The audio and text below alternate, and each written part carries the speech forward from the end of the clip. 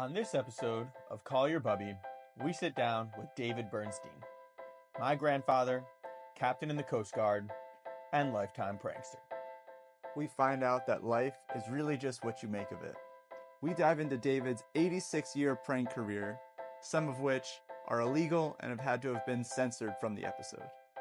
If you enjoy this episode or check out any of the others, feel free to let us know in the comments. Give us a like, subscribe, but most of all, call your bubby. Hi, sweetheart, it's Bubby. Look forward to talking to you as usual. Love you.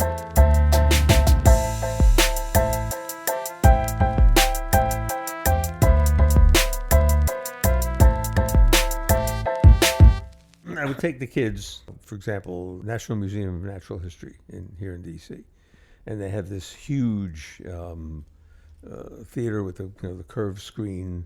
IMAX? Or? Yeah, the IMAX. That's it. Yeah, the IMAX. It would be a big movie of dinosaurs or whatever, and the lights would start to go down, and then it said, "It's dark in here. I'm really scared." Who's saying that? You're saying that. Everyone quiets down. The lights go down. Nothing's happening for like a second. He goes, "Where did everybody go?" He's like yelling it. Everyone can hear. And there are probably 200, 300 people in there. I'm scared. It's dark. Help! Somebody help! We're like, shut up, shut up, shut up. How old are you? I don't know, maybe 10 to 13 years old or something. Around Yeah. there. Or we'd go skipping down the street. Yeah. So there we are, the kids, and there I am. We actually be skipping down the street. Chandler skips down the street all the time. Yeah, well, that's good. Not a lot of people are skipping. Well, that's true. It's so fun. Yeah, that's right. It's way more efficient way of traveling too. I feel like I could skip forever. Well, that's right. Yeah. We go skipping down the street, and somebody would kind of look at us and like, this is very embarrassing. He'll like grab your hand. Skipping? Yeah, whichever one of the kids is there, he grabs your hand and he starts skipping. You just start skipping. And then we lean. Okay, we go shoulder to shoulder. You remember this? Yeah, of course. Shoulder to shoulder, and you put your leg, your feet kind of out there, like this, as you're leaning against each other. Yeah. So that you're in like a triangle. Like a triangle, and you're walking down the street that way. I've never done this. It's crazy, and we're I gotta small. try this. He's a full-sized man, and we're like real small. So you're just like leaning on them. So funny. So and then we go into a restaurant, and there's music in the restaurant. They start playing, the rock music and all. So we're sitting there at the table, and we're going, like this, like that, like this, and time to the music and the twisting and all. And Do you have a go-to dance move? well, That's the one. It's this one. well, whatever. It's the classic. This past Pesach, it was Passover. We're in two separate tables. Pop-Pop's like at the head of this table, and so Pop-Pop puts like a spitball in the straw and spits it, trying to get it, hits Donnie right in the back. Splat. Yeah. Just, you can imagine like at dinners, like, we went to DC like for Christmas every year, and like that's where him and Pam were, right? And the kids would be left in DC. And there's like Pam who likes things nice, and we go to like a nice restaurant. And then you have all the kids who are like ready to just let loose, and my grandfather just blowing spitballs at us, and we're like, just throwing spitballs back at him. Man's like, "Stop it, Dave! Stop it! Stop it, Dave!" It's like, I got. She would tell the waiter, "Yeah, I would like one adult menu and what is it, like 7 kids menu." Yeah, Pam would get all upset. Stop this! Stop it now! It's so funny. There's nothing like getting a good reaction out of somebody, or just like embarrassing someone when you feel so comfortable. We go to the restaurant, and then, we get drinks, and then he goes, all right, everybody, we go, in heaven there ain't no beer, that's why we drink it here. In heaven there ain't no beer, that's why we drink it here. Hey! In heaven there ain't no beer, that's why we drink it here. In heaven there ain't no beer, that's why we drink it here. And they did not like that. They did not like that. Oh God, no. Like hymns. Especially when you're like, all right, the next one. Then we go, George Washington's Bridge, George Washington's Bridge, George Washington's Bridge, George Washington's Bridge. Just so many things. But this, I feel like these are the pranks that you're doing now with us. They're a bit more easily digestible than some of the stuff you were doing earlier on in your life. It seemed like you had a lot of free run to kind of do whatever you want, blow things up and shoot at things. Well, remember back in those days, there wasn't a lot of concern that somebody's going to kidnap you. I was just looking at a graph, and it mapped out how far one family has lived in the same area, grandparents, parents, child, and then that was the person who made the graph, and then how far they let their child go, how far they're allowed to travel without supervision.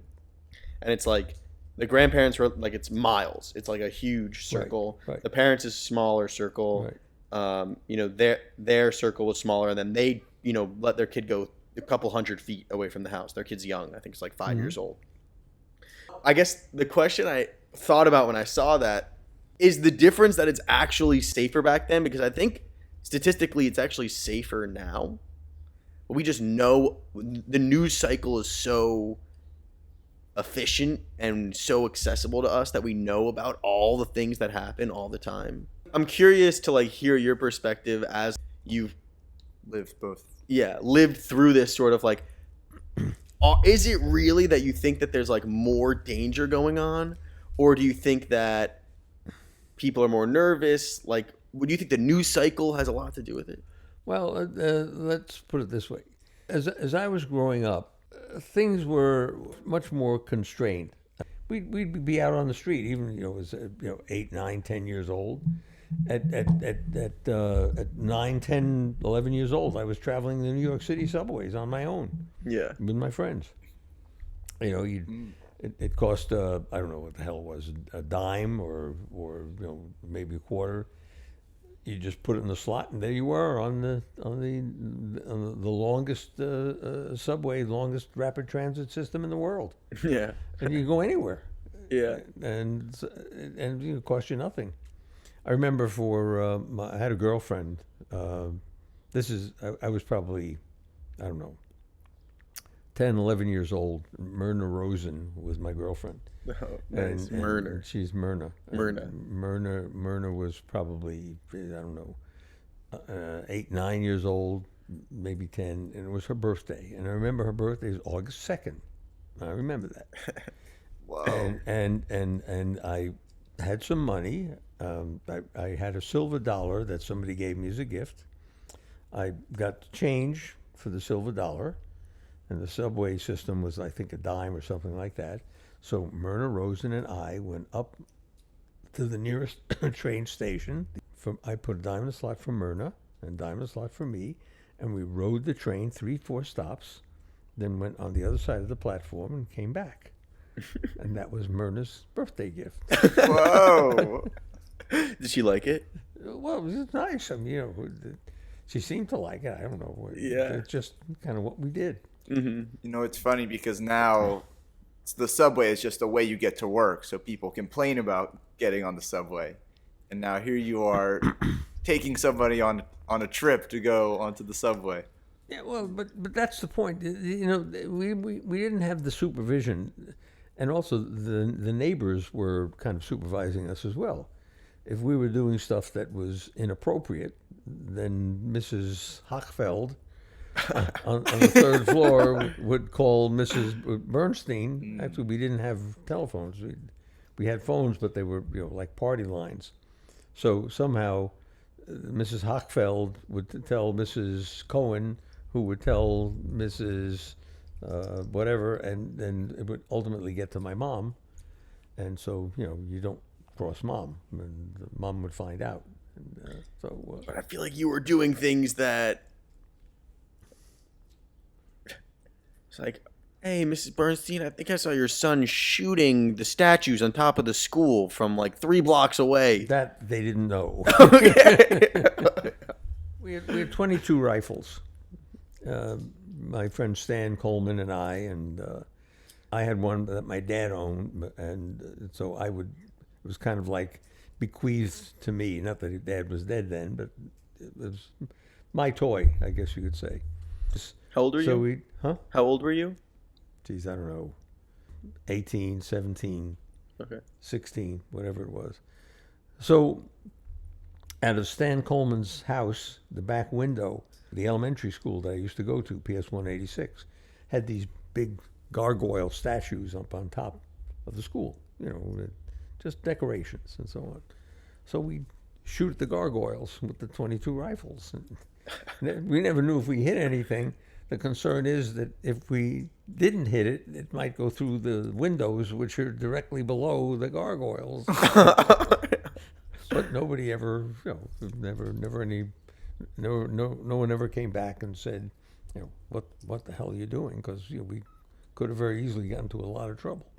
Unfortunately, a big conversation going on in the U.S. right now is gun control based on like the things going on at schools. Right. I mean, if I shot gargoyles on the top of a school today, I'm not just, I hope I didn't hit anything. I'm probably the going to. SWAT team would be there. Yeah, exactly.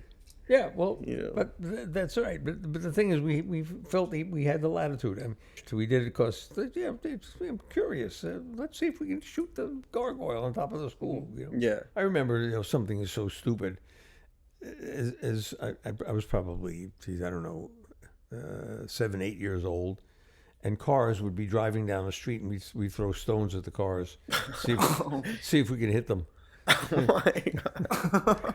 And finally, when a car stopped, and the guy get out and says, "What the hell are you doing? This is my car. Look what did that." I'm sorry. I'm really sorry. I'm scared.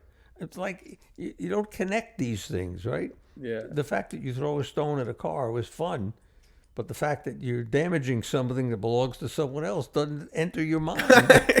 Yeah. Right. So, and as I said, our parents just felt that we would be safe, and that we'd be okay. Or we do water bags. You know how to do water bags. Okay, what are they? Well, you get a paper bag. Mm-hmm.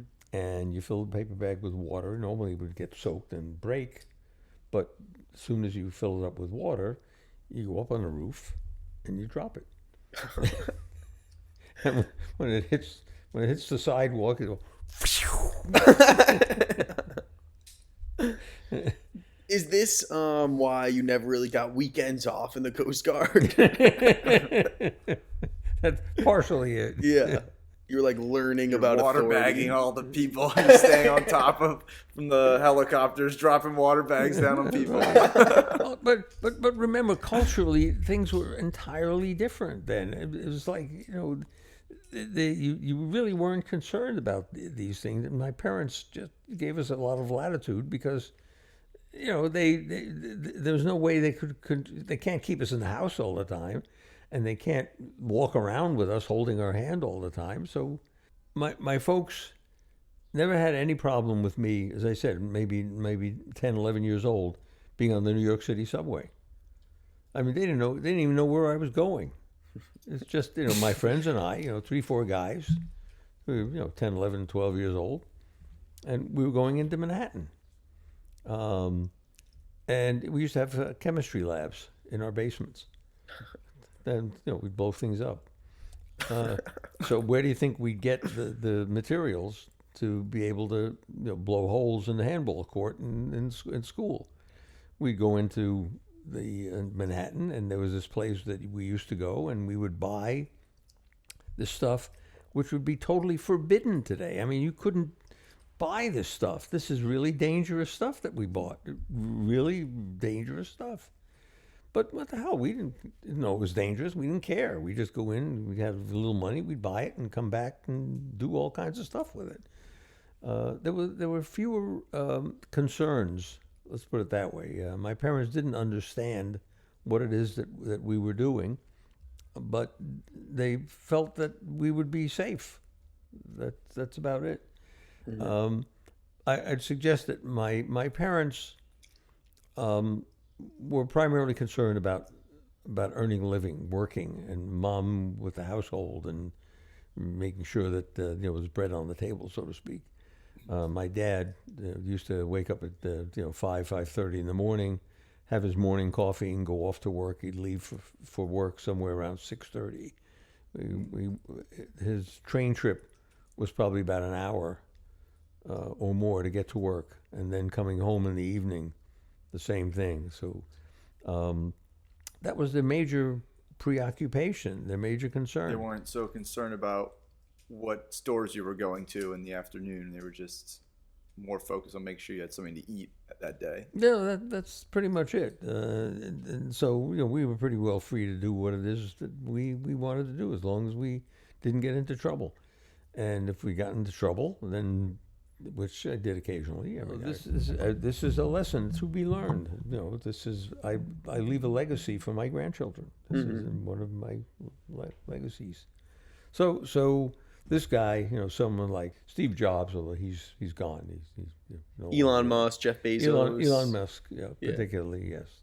Guys like that. Yeah, they've made some of the richest people in the world, so they've made millions and millions, and they no longer have any desire to make any more money. Their businesses are running well, so they keep adding to the coffer, the money and so on. So you don't really have to work for a living. You don't want.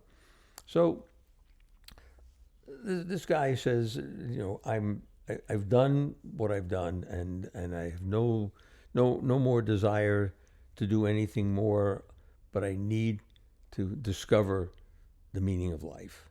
Why are we here? What's the purpose of our being here? And he casts about for years trying to find out, and there's no one that can adequately explain what he's after. Well, one day he's in this skeevy bar in Casablanca, and this grizzled old guy says, I've been looking for this. This has been my search for years and years and years. And he says, I know just what you should do. There is this guru, this holy man, that lives in one of the mountains in the Himalayas, and it's almost impossible to get to. But he is the person that will give you what it is you want. So the guy says, okay, I'm willing to find out. This is my search. So he gets a group of Sherpas together, and the pack animals, and he packs up for a long journey, and he finally finds this mountain, and he's climbing it, and he's lost several Sherpas on the climb. They fell off, died, whatever. Finally claws his way up to where the cave in the mountain is, and he finds this holy man, this grizzled holy man with a long beard and hair down to past his shoulders. And he said, please, he said, I'm here, and the trip has been excruciating, and I'm frostbitten, and but I found you, and I need you to tell me what is the meaning of life. And the holy man says, you need to work for me, with me, for the next 5 years, and then I will tell you the meaning of life. You may even find it yourself. Worked for me for 5 years. 5 years he slaves for this person under the harshest conditions, cold and minimal food and all of that. Finally, 5 years is up, and he says, "Okay," he says, "I'm ready. What is the meaning of life? This is my quest." And the guru, the old man, looks at him and says, "My son, life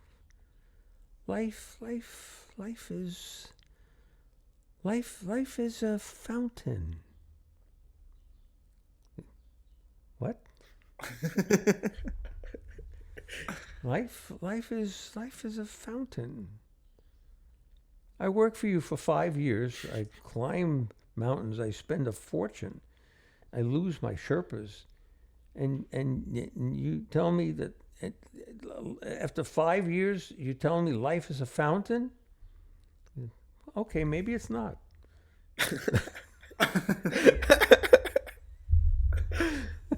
Such a funny story. I think I've said that too. Yeah. It truly is. I mean, you're saying it's a legacy. It's a story that Ari has actually told me before, that he said, my grandfather told me this story. Yeah. So he's passing it along too. It's such a. I think the first time you ever told me that was when I was reading the Road Less Traveled, and we were talking about, because it has all those like really great insights on what he has seen through his practice and how people live their life and the importance of discipline. And then I think you told me to read the A Man's Search for Meaning. Yep. I was reading that. We're talking about it, and then you sort of break out this story. We're getting really deep, we break out this story, and it sort of brings you back to the surface where you're just like, it's still just what you make of it. That's right. Yeah. It's just, everything is just what you make of it. That's exactly right. And that's the thing, is how you hold it. Your whole life is based on how you hold it, how you view it. Yeah. And you have so many options internally, mentally, of viewing it in so many different ways. Yeah. So I remember just a couple weeks ago, Chandler and I we go on walks. We do our best thinking. We go on walks. Good. And I was telling him, I was like, I really feel as though I could be doing more on our various projects, including TEMCAD. Chandler's very much, it felt as though at the time that Chandler was doing a lot of the work that needed to be done in order for things to get, for things to happen. And Chandler says to me, he goes listen, if you want to do more, for sure, you can do it. He goes, I really feel like all this stuff, you just get out of it what you put in. He says so if I want it to happen, we can be as big as we want it to be or as not big as we want it to be, depending on how much we put into it. That's right. And sort of made me think about the story. It's just whatever you make of it. Life is like a fountain if you decide it's like a fountain. Well, well, it's exactly right. And it's you have only a certain number of things that you can do at the same time, and the question is, where's your passion? What things are you so dedicated to doing, so passionate in doing, that other things pale in significance to the things that you are passionate about, and that's where you put your effort, your work. That's not to exclude everything else, but it's an issue of prioritization and how you want to live your life. That's like the Yogi Berra story. What's the Yogi Berra story? When you come to a fork in the road, take it.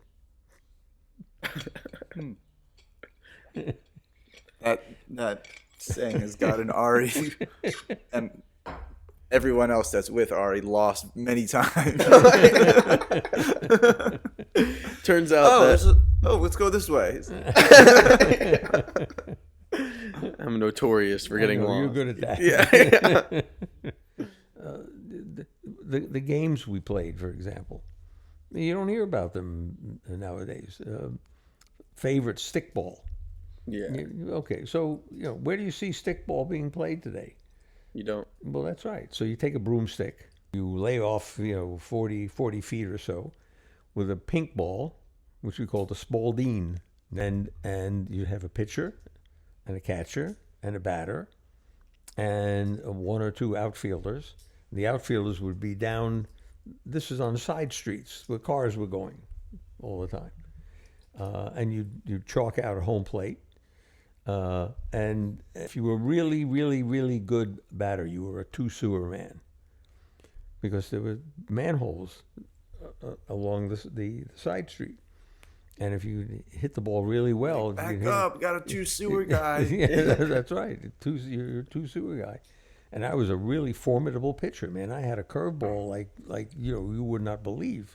Snap it off, because the ball was very light. Snap off curve, the ball would go...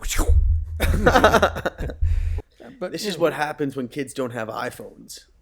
They have to come up with other ways to entertain themselves. Well, that's right. Yeah. And then we'd play street hockey. It had roller skates, and roller skates had steel wheels and clamps that would clamp over your shoes, because it was only the skate with clamps that would go over your feet, your shoes like that. The platform that holds the wheels. And the wheels, right? That's it. But you wore your normal shoes or your sneakers or whatever. Cool. They're not doing that anymore. Yeah. So we would play roller hockey on the side streets, and we'd have a net that we made, and we'd play. We have a puck. The puck was usually a roll of electrical tape. And we had hockey sticks. And after a while, when you play on the pavement, the hockey sticks get thinner and thinner and thinner until maybe they were that thin. We knew that every afternoon at 3:30, 4 o'clock, we knew that there was going to be a hockey game, and we'd be there, and there would be 8, 10 kids, all with roller skates and just playing hockey. Nobody called up anybody else and said, "Hey, we're going to get a game together and be over." It's just we knew that's where it was. Yeah. Yeah, I didn't tell you about blowing holes in the handball court. So, but not only that, but this is another one of the stories of my childhood. My folks used to this is really important to me. My folks used to take us away to the Catskills, the foothills of the Catskills, not up in the mountains. And Monroe, New York, Highland Mills, New York, that area, every summer. And we lived in a shack. I mean, you would not even, and this is significant because you guys live a good life. Yeah. I thought I was living the greatest life in the world. But the place we lived used to be a stable. And it was one room, and it was my parents' bedroom was separated from ours by a thin curtain. And we had no hot water, and we had bathrooms out of the house. You had to leave and go walk out to the outhouse to pee or do whatever it is you're going to do. And my dad bought a hot water heater that he would screw on to the faucet and plug into a socket so that we'd get hot water when we wanted hot water. But we had just the most glorious time, because we had friends there. That's where I had my first serious relationship with a young girl. I mean, it's just we so looked forward to that. That was like the highlight of our lives back in those days. It was like going away to Caves Colony. When I got old enough, I used to work in the city in my dad's shoe factory, and it was not important what I would do, but it was a job, and I earned money. And I would come back in the weekends. I would load up on my chemicals while I was back in the city. Your chemicals for your bombs. My and that was one of the component parts of this thing is and so when we were there, we had this group of friends. We had a place that we used to go, which we called Shahak-and-Cock. Never mind, meant nothing. It was our place alongside the lake, and we just knew that it was Shahak-and-Cock. And so we take the parents would be out, where the bungalow colony was. We'd be in this place in the woods alongside the lake. There was an old foundation there, a house that had never been built. So I'd take all the chemicals and pack it into a bouillon tube. Tube was about that big round, and so we pack in the and then mix it, make the burn very, very slowly, and like a fuse, and we put it in a 5-gallon oil can. Whoa. Well, there's no oil in it. It was Yeah, just but- empty, and we put it in there, and I'd light it, and then we'd all huddle behind the foundation of the house, and wait, and wait, wondering whether this thing was ever going to go off. Start peeking up over the top of the foundation, just as we're doing that. Wham! This thing went off like you would not believe. The smoke and the leaves were coming down from the trees, and we found the twisted top of the oil can, which had been blown apart, and the noise was absolutely deafening, and we were happy as can be. That was amazing. It's amazing. This is incredible. It worked. This is just the greatest thing. Then the parents start running up the pathway. After seeing an explosion near their children. I mean, my folks said, we thought you were dead. Yeah. We thought we'd find you all laid out, Oh my God. totally dead. Not high-fiving each other. Yeah, you guys were all like going for high fives. We and were, they were we were like- as happy as could be. I mean, it was great. So, and the point is, how the hell did I ever find out how to do this stuff? It's word of mouth, my friends, and other people, and that's the way we used to blow holes in a handball court. My friends and I used to do this same thing, but little paper. We wrap and scotch tape it, and then put the fuse, and we'd stick it in the flaws in the concrete. They're like there were bubbles in the concrete. They're usually small, tiny things. So we'd put them in there and light it, and then stand back and boom, and blow a hole in the handball court like this. Now, you realize that when there are holes in a handball court, you can't play handball.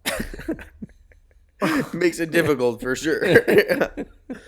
We used to do that stuff, and nobody arrested us. Yeah. A certain level of freedom. But that's right. Exactly. So that's the kind of stuff that we used to do. And you're still shooting spitballs at the dinner table. Yeah, you can live your life the way you want to live it. Pam gets pissed at me, but on the other hand, I see a little gleam in her eye and a little smile on her face when she doesn't want me to see the smile. Yeah, I think Pam enjoys the Enjoys that game. you are doing it. Yeah. But she's not going to do I it. think she likes introducing you as one of the kids. I think she likes that a little bit. I think so. I believe so, and it makes me, and I feel good about Yeah. her doing that. And when I do something like that, she'll look at the guests around the table or wherever they are, saying, he's 12 years old. Yeah. In certain situations, I consider that a compliment. Yeah. But in other situations, It's like saying you look good for your age. Yeah. You act young for your age. It's good. It's like a bell curve. At a certain point, that's good, but at one Yeah. point, that's not good. Yeah. it's all according to the situation. You know what that's like? We have a little bit of that going on here. Just get strange looks. We pull out the bubbles. That's right. Same idea. Yeah. Oh, God, I love you guys so much. Yeah. Being the grandfather of 6 incredibly wonderful kids. We used to come over every week for Shabbat. I miss those times. You guys used to come over Christmas Eve. Yeah. Yeah, every Christmas. Every Christmas Eve into And then Christmas Pam Day. will get mad at us for running around late at night. Yeah, at 2, 3 o'clock in the morning, you hear the pitter patter of little feet. Thump, thump, thump, thump, thump, thump, thump, thump, thump, thump. Thump, thump, thump, thump, thump, thump, thump, thump, thump. Giggling.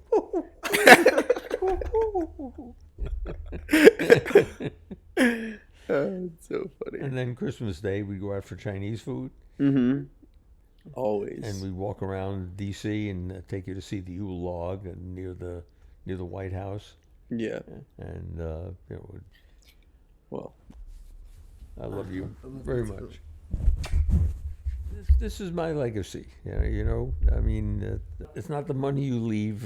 It's the things that stay with you. That's where you live. You know, long after I'm gone, these are the memories you leave. yeah. Absolutely. Just eating pizza on your rooftop. Yep, that's right. Yeah. You remember that? Of course. Yep. Killed a full pizza. Yeah. Hi, sweetheart. It's Bubby. Look forward to talking to you as usual. Love you.